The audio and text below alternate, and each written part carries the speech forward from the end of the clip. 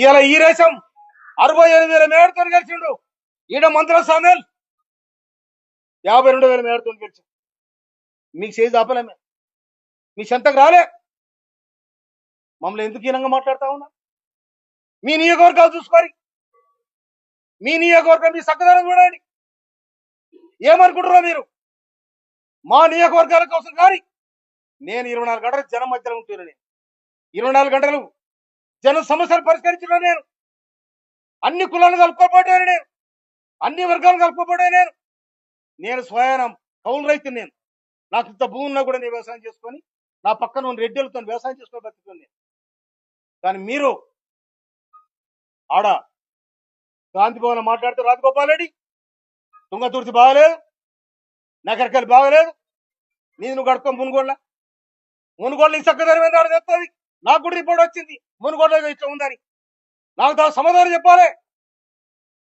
నల్లగొండలో మీరు రాజ్యం అనుకుంటారా? మీరు నల్లగొండ జిల్లా అంటే ఇది శ్రమజీవుల జిల్లా.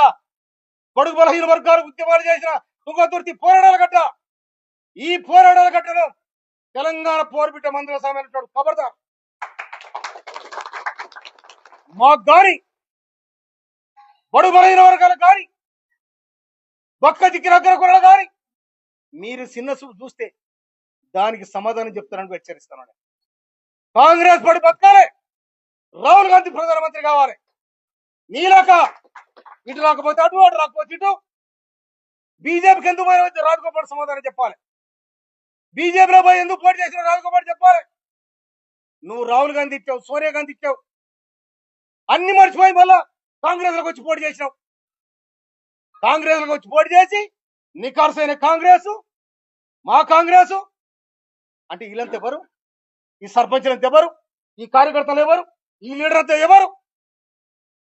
కనుక మళ్ళీ ఒకసారి తుంగతుర్తి కోసం కానీ, నకరకల కోసం కానీ, మా మాదిగ సీట్ల కోసం, మా దళిత సీట్ల కోసం మీరు మాట్లాడితే దానికి సమాధానం దొరుకుతా కూడా మనం చేస్తున్నాను.